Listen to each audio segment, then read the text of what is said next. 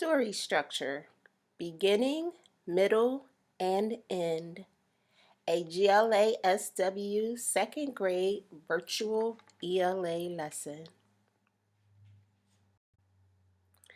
Hi, second grade. It's Mrs. Rideout again, coming to you with another virtual ELA lesson this week.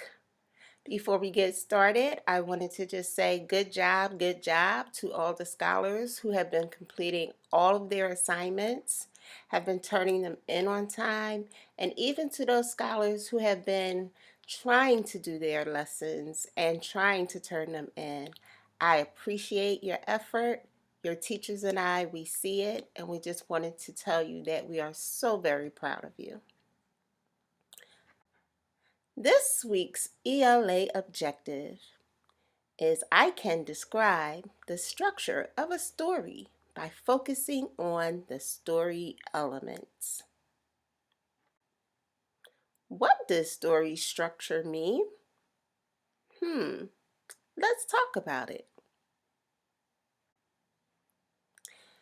When we're talking about a story's structure, we're talking about the beginning, the middle, and the end. So if we look at our anchor chart, each part is broken into different categories: the beginning, the middle, and the end. And at the bottom, it says the structure of a story helps us to understand. Good readers pay attention to the story structure. So let's talk about each part by themselves. Before we do that, I want you to think of a story structure as a puzzle.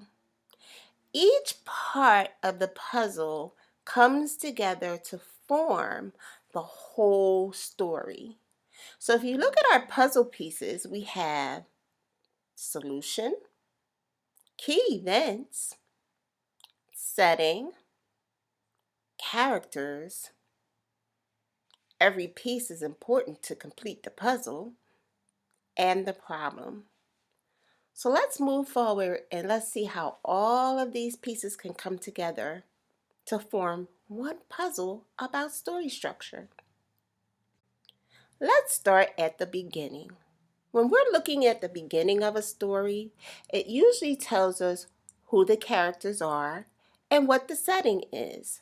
So let's look at our two puzzle pieces and remind ourselves about what characters are and what the setting is.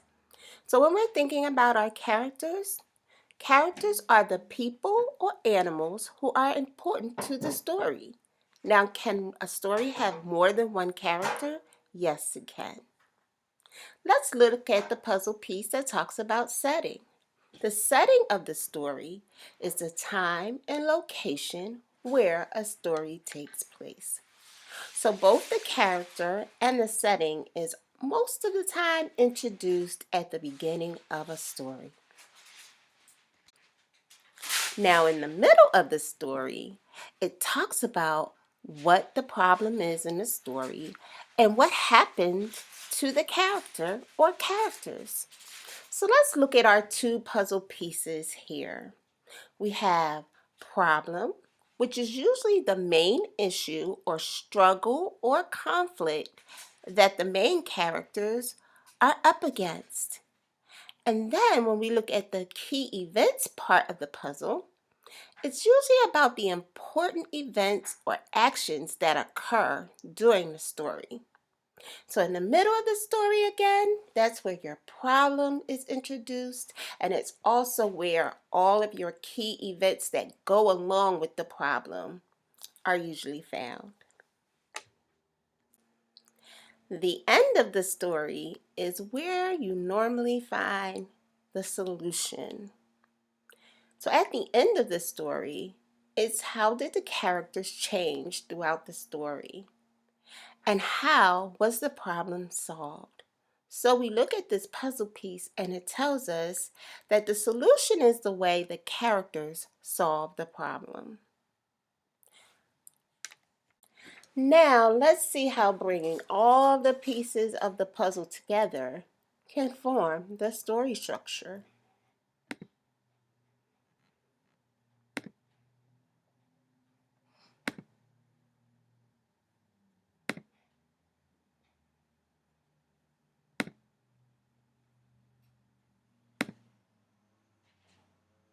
So as you see, we have put all the puzzle pieces together and they fit just right. And this is what your completed puzzle looks like. Story elements are the pieces or parts that make a story, which creates the story structure. Let's try to find a piece of the puzzle together. This week's story is Stregonona. You will be able to find it on Storyline Online. I know some of you have listened to this story before and you really enjoyed it. So we are going to listen to the story again this week. Let's start off with me reading the first page of Stregonona. Here we go. In a town in Calabria, a long time ago, there lived an old lady everyone called Stregonona, which means Grandmom Witch. Although all the people in the town talked about her in whisper, they all went to see her if they had troubles. I wonder if you can figure out a piece of the puzzle from what I read. I can figure out one important piece of the puzzle just by looking at the first sentence that I read. The first sentence again said, in a town in Calabria, a long time ago, there lived an old lady everyone called Stregonona, which means Grandma Witch. Already, I can figure out the part of the puzzle that talks about the setting. I know that the setting of the story is in a town in Calabria. Now let's see if you can figure out the rest of the puzzle pieces and bring them all together to form the story structure. So let's wrap it up. Today, we focused on story structure. We focused on parts of the story that form the story structure. We focused on making the connection to story elements. And we focused on putting together the puzzle pieces to form the story structure.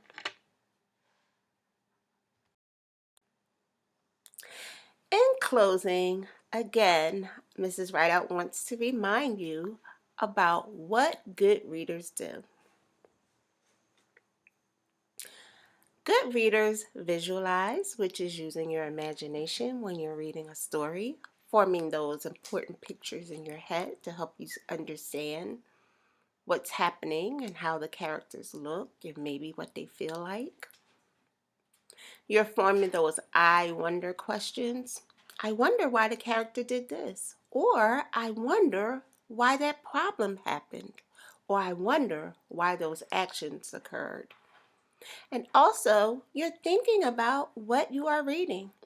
When you are thinking about what you are reading, then you have the ability to figure out, predict, form those I wonder questions, and also to form those pictures that you are visualizing in your mind. Remember, story structure goes along with the beginning, middle, and end of a story. If we think about this lesson from this week, it also is connected to week one's lesson about story elements. That's talking about the character, setting, and plot in the story. And also week three's lesson on the 5 W's: the who, the what, the where, the when, and the why. Being able to think about the skills already taught will help you to make more of a connection with this week's lesson. So again, we will be listening to the read aloud of Stregonona. I hope you enjoy the story as much as I do, and I hope you enjoy this week's ELA lesson and the work that comes along with it. I look forward to seeing all your work submitted, and until next week's lesson, goodbye.